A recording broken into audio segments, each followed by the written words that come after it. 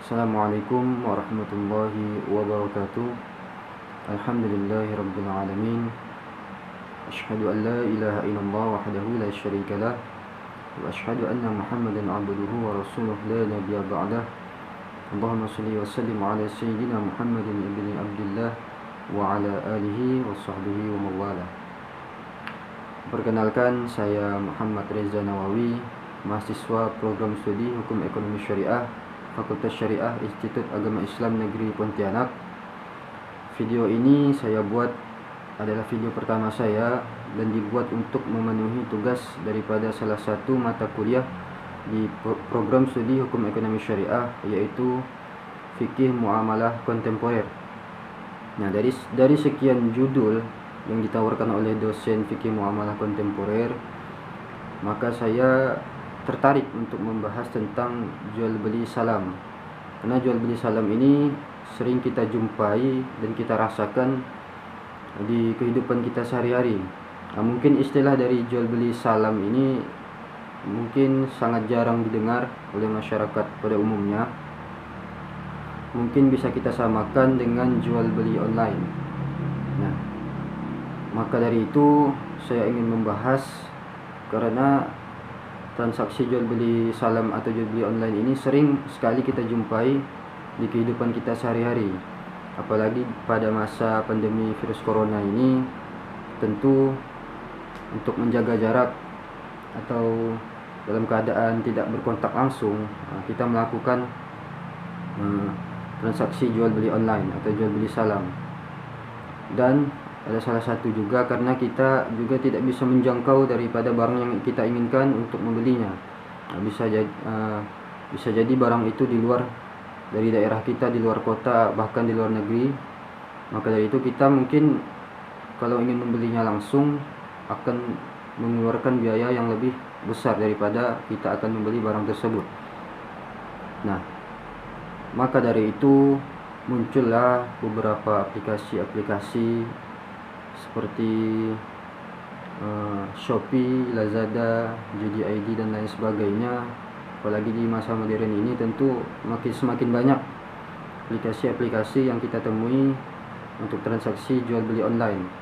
Bahkan tersedia juga di Instagram, Facebook, bahkan di WhatsApp, atau sering kita dengar dengan all shop atau online shop.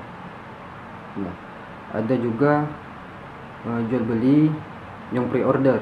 Nah, di sini kita akan bahas, dan yang kita angkat di sini yaitu tentang fatwa Dewan Syariah Nasional Majelis Ulama Indonesia. Fatwanya itu sudah lama keluar tentang akad jual beli salam. Mungkin baru ini kita ketahui bersama, mungkin kurang kita kulik-kulik ya. Maka dari itu kita bahas bersama. Semoga bermanfaat.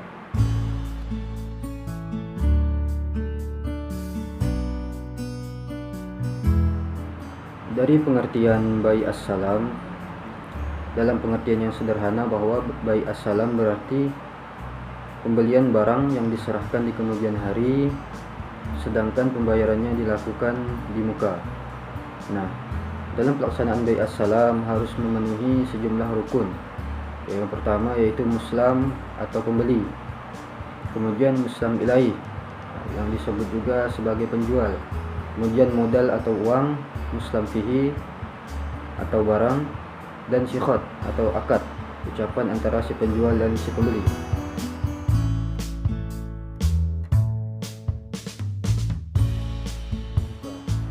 Nah, ada 5 ketentuan yang akan kita bahas dalam fatwa DSN MUI tentang jual beli salam. Nah, ketentuan pertama yang tercantum dalam fatwa DSN MUI tentang jual beli salam yaitu tentang ketentuan pembayaran. Nah, yang poin pertama itu alat bayar harus diketahui jumlah dan bentuknya, baik berupa uang, barang atau manfaat. Nah, barang yang disuplai harus diketahui jenis, kualitas dan jumlahnya. Hukum awal mengenai pembayaran adalah bahwa ia harus dalam bentuk uang tunai. Nah, kemudian tentang ketentuan pembayaran, yaitu pembayaran harus dilakukan pada saat kontrak disepakati, Kemudian pembayaran tidak boleh dalam bentuk pembebasan hutang. Nah, kebanyakan ulama mengharuskan pembayaran salam dilakukan di tempat kontrak. Hal tersebut dimaksudkan agar pembayaran yang diberikan oleh al-muslim atau pembeli tidak dijadikan sebagai utang penjual. Lebih khusus lagi, pembayaran salam tidak bisa dalam bentuk pembebasan utang yang harus dibayar dari muslim ilaih atau penjual. Nah, hal ini adalah untuk mencegah praktik riba melalui mekanisme salam.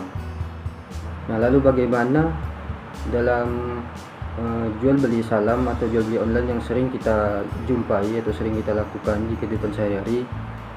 Di mana letak akad tersebut bisa dikatakan bahwa itu adalah jual beli salam? Nah, saya ada membaca artikel bahwa dalam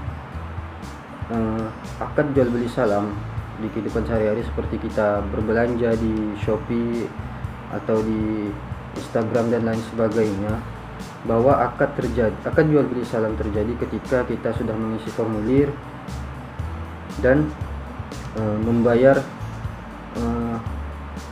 barang yang kita beli kepada si penjual. Nah, itu akad jual beli salam terjadi saat pengisian formulir atau pengisian data-data untuk pembelian. Nah, kemudian ketentuan kedua dalam fatwa DSN MUI tentang jual beli salam yaitu ketentuan tentang barang. Nah, di antaranya yaitu pertama harus jelas ciri-cirinya dan dapat diakui sebagai hutang. Jadi harus jelas, spesifik dan dapat harus spesifik dan dapat diakui sebagai hutang. Kemudian harus dapat dijelaskan spesifikasinya. Nah, harus bisa diidentifikasi secara jelas untuk mengurangi kesalahan akibat kurangnya pengetahuan tentang macam barang yang kita beli. Nah, tentang klasifikasi kualitas, misalnya kualitas utama, kelas 2 atau ekspor. Nah, jadi kita harus mengetahui serta mengenai jumlahnya. Kemudian penyerahannya dilakukan kemudian. Nah, ini menjadi ciri utama daripada jual beli salam. Penyerahannya dilakukan kemudian, sedangkan pembayarannya dilakukan di muka. Kebanyakan ulama mensyaratkan penyerahan barang harus ditunda pada suatu waktu kemudian sesuai kesepakatan ya. Nah, tetapi mazhab Syafi'i membolehkan penyerahan segera. Nah, ini agar pembeli merasa senang karena barang cepat datang, itu menjadi suatu kebaikan di sisi Allah. Kemudian waktu dan tempat penyerahan barang harus ditetapkan berdasarkan kesepakatan. Nah, bolehnya menentukan tanggal waktu di masa yang akan datang untuk penyerahan barang. Nah, pihak-pihak yang berkontrak harus menunjuk tempat yang disepakati di mana barang harus diserahkan. Nah, jika kedua pihak yang berkontrak tidak menentukan tempat pengiriman, barang harus dikirim ke tempat yang menjadi kebiasaan, misalnya di gudang si penjual atau bagian pembeli si pembeli. Nah, kadang kita dalam transaksi jual beli online atau jual beli salam, mungkin kita kadang mengambilnya di JNE. Nah, ini situs online bekerja sama dengan perusahaan-perusahaan yang mengirim barang dari jauh. Nah, jadi seperti JNE, JNT, kadang kita bisa mengambil barang itu tersebut, dan ada juga yang diantarkan langsung ke rumah kita. Nah, semakin canggih teknologi dan perkembangan zaman, semakin memudahkan kita untuk transaksi jual beli online atau jual beli salam. Nah, kemudian pembeli tidak boleh menjual barang sebelum menerimanya. Nah, ini sering terjadi di lingkungan kita, bahwa jual beli salam ini kadang pembeli tidak boleh menjual barang sebelum menerimanya. Nah, jadi ada yang pembeli sudah memesan barang, kemudian dia menjualnya lagi ke pembeli yang lain. Nah, jadi seperti paralel. Nah, untuk ketentuan tentang barang ini di sini tidak boleh menjual barang sebelum menerimanya. Nah, nanti akan kita bahas di ketentuan berikutnya, yaitu tentang jual beli salam paralel. Nah, kemudian dalam ketentuan tentang barang, tidak boleh menukar barang kecuali dengan barang sejenis sesuai kesepakatan. Nah, para ulama melarang penggantian muslam fihi atau barang dengan barang lainnya. Penukaran atau penggantian barang as-salam ini tidak diperkenankan menurut para ulama, karena meskipun belum diserahkan, barang tersebut tidak lagi milik si penjual, tetapi sudah milik si pembeli, walaupun masih dalam perjalanan menuju tempat yang kita tempati. Bila barang tersebut diganti dengan barang yang memiliki spesifikasi dan kualitas yang sama meskipun sumbernya berbeda, para ulama membolehkannya. Nah, hal demikian tidak dianggap sebagai jual beli, melainkan penyerahan unit yang lain untuk barang yang sama. Nah, kemudian ketentuan ketiga dalam fatwa DSN MUI tentang jual beli salam, yaitu ketentuan tentang salam paralel. Nah, jadi dibolehkan melakukan salam paralel dengan syarat akad kedua terpisah dan tidak berkaitan dengan akad yang pertama. Nah, mungkin masih bingung teman-teman sekalian bahwa salam paralel ini berarti melaksanakan dua transaksi buy as-salam antara bank dan nasabah, kemudian antara bank dan pemasok atau supplier atau pihak ketiga lainnya secara simultan atau secara bersamaan.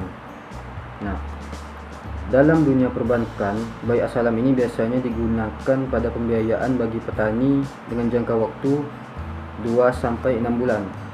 Nah, dalam dunia perbankan, jangka waktu 2-6 bulan ini adalah jangka waktu yang relatif pendek. Nah, karena yang dibeli oleh bank adalah barang seperti padi, jagung, dan cabai, dan bank tidak berniat untuk menjadikan barang-barang tersebut sebagai simpanan atau inventory, maka dilakukanlah akad buy as-salam kepada pembeli. Nah, maksudnya kepada pembeli kedua. Misalnya kepada Bulog, pedagang pasar induk atau grosir. Nah, inilah yang disebut sebagai dikenal sebagai salam paralel.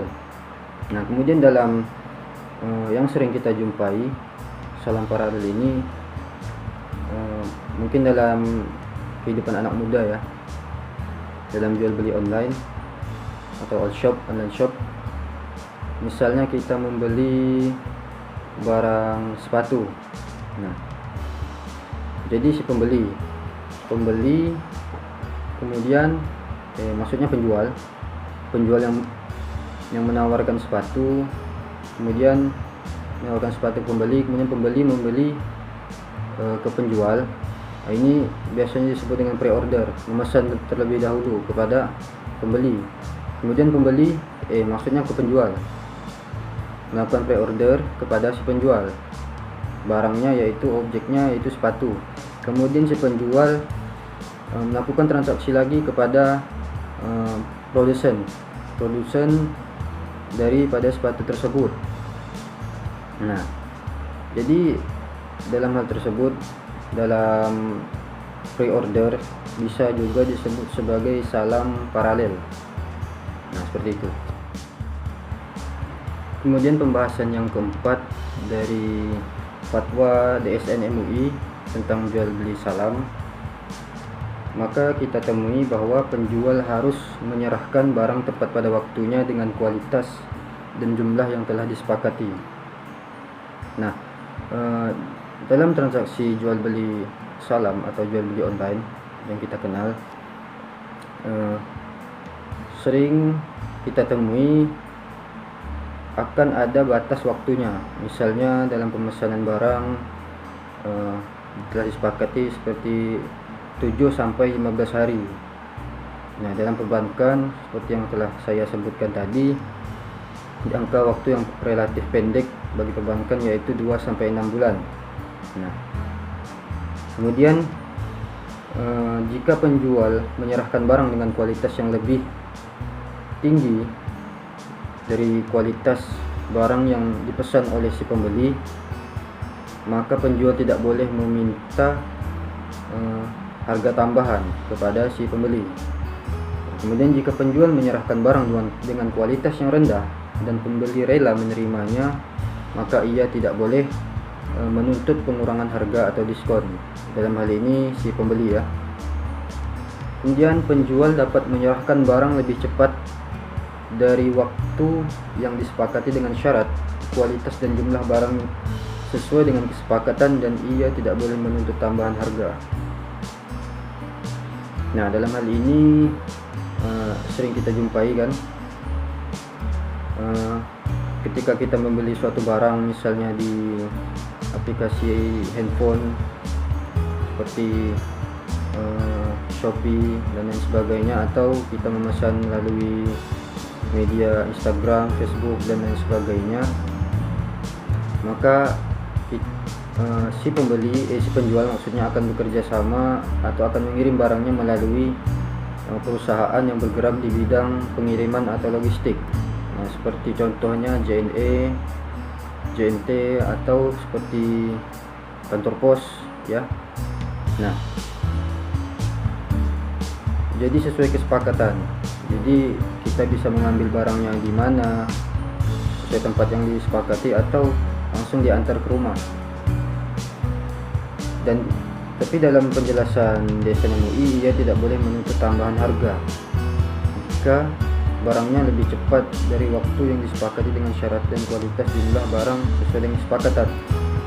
Nah, bagaimana dalam zaman sekarang ini mungkin terdapat ada yang pengiriman secara reguler ataupun secara ekspres itu cepat, bisa 3 hari atau sampai 5 hari, reguler 7 sampai 14 hari itu. Nah, bagaimana seperti itu? Itu beda lagi dengan kita membayar ke si penjual. Maka ini disebut tambahan, bukan tambahan sih, mungkin pembayaran jasa untuk pengiriman. Nah, semakin cepat barang datang, maka semakin besar biaya yang akan kita gelontorkan untuk membayar jasa. Ketika kita menggunakan reguler, maka ada pembayaran jasa lain mungkin lebih murah daripada yang pengiriman secara ekspres atau cepat. Nah, jika sebagian barang tidak tersedia pada waktu penyerahan dan kualitasnya lebih rendah dan pembeli tidak rela menerimanya, maka si pembeli memiliki dua pilihan: membatalkan kontrak dan meminta kembali uangnya, atau menunggu sampai barang tersedia. Nah, ini kita kembali ke pembahasan yang sebelumnya, bahwa jika barang tersebut kualitasnya lebih rendah dari barang yang kita pesan, maka pembeli tidak boleh menuntut pengurangan harga. Nah, di sini dijelaskan bahwa membatalkan kontrak diberi dua pilihan, yaitu membatalkan kontrak dan meminta kembali uangnya, dan menunggu sampai barangnya tersedia. Itu boleh bagi si pembeli, namun tidak untuk meminta mengurangi harga atau diskon dari kualitas barang yang kita terima tidak sesuai dengan apa yang kita pesan. Kemudian pembahasan yang terakhir di dalam fatwa DSN MUI tentang jual beli salam, yaitu mengenai pembatalan kontrak. Nah, pada dasarnya pembatalan salam ini boleh dilakukan selama tidak merugikan daripada kedua belah pihak. Nah, jika terjadi perselisihan di antara kedua belah pihak, maka persoalannya diselesaikan melalui badan arbitrase syariah atau lembaga-lembaga terkait. Ini dilakukan setelah tidak tercapainya kesepakatan melalui musyawarah antara penjual dan si pembeli. Nah, itu pembahasan dari fatwa DSN MUI tentang jual beli salam. Nah, bila kita melihat praktik jual beli salam ini dalam kehidupan sehari-hari, kita dapati kemaslahatan dan keuntungan yang akan dirasakan oleh kedua belah pihak, yaitu penjual dan si pembeli. Nah, maka penjual memperoleh kemaslahatan dan keuntungan, yaitu mendapatkan modal untuk menjalankan usahanya dengan cara yang halal, sehingga ia dapat menjalankan dan mengembangkan usaha tanpa terlibat dengan riba atau bunga. Nah, sebelum jatuh tempo, penjual dapat menggunakan uang ini untuk menjalankan usahanya dan mencari keuntungan sebanyak-banyaknya tanpa ada kewajiban apapun. Nah, jadi kemudian penjual memiliki keleluasaan dalam memenuhi permintaan pembeli, karena biasanya tenggang waktu antara transaksi dan penyerahan barang itu Maksudnya waktu antara transaksi dan penyerahan barang pesanan itu cukup lama, kan karena menggunakan jangka waktu. Tidak perlu upaya untuk mengeluarkan biaya tambahan untuk menghabiskan produk karena telah dibeli sebelumnya oleh si pemesan. Nah, pembeli pun juga memperoleh kemaslahatan dan keuntungan dalam akad jual beli salam ini. Jaminan mendapatkan barang atau al-muslam fih sesuai dengan kebutuhan dan tepat waktu. Nah, itu sesuai kesepakatan. Mendapatkan barang yang dibutuhkan dengan harga yang lebih murah dibandingkan membeli saat membutuhkan barang tersebut di pasar, karena pembeli telah memberikan uang cash dalam tempo pemesanan tersebut, padahal bisa saja ia memanfaatkan uang tunai itu untuk keperluan lain. Nah, sehingga pantas bila pembeli mendapatkan harga yang lebih murah. Kemudian pembeli komitmen membeli produk tertentu padahal itu berisiko. Nah, sebab bisa saja ketika barang diserahkan ternyata harga di pasar lebih murah karena stok barang banyak atau permintaan kurang. Ini menjadi kemaslahatan bagi si pembeli. Nah, terkadang pembeli terpaksa harus mencari kesempatan untuk memasarkan barang yang telah dipesan itu jika dia membelinya bukan untuk kebutuhan pribadinya saja. Nah, dengan ini nampak jelas bahwa jual beli salam ini merupakan sarana efektif untuk menyatukan dua unsur yang penting produksi, yaitu harta dan aktivitas produksi dengan metode yang diterima semua pihak terkait dalam pembagian hasil. Mungkin itu sedikit gambaran kecil dari jual beli salam atau yang lebih dikenal dengan jual beli online yang kita bahas di Fatwa DSN MUI tentang jual beli salam. Jika teman-teman ingin membacanya atau menjadikan referensi, misalkan kawan cek di deskripsi link Fatwa DSN MUI tentang jual beli salam. Oke, terima kasih buat teman-teman yang sudah mau menyaksikan dan mendengarkan pembahasan singkat tentang jual beli salam dan gambaran kecil tentang jual beli salam. Semoga menambah wawasan kalian dan bermanfaat bagi kehidupan sehari-hari. Terima kasih. Wabillahi taufiq wal hidayah. Assalamualaikum warahmatullahi wabarakatuh.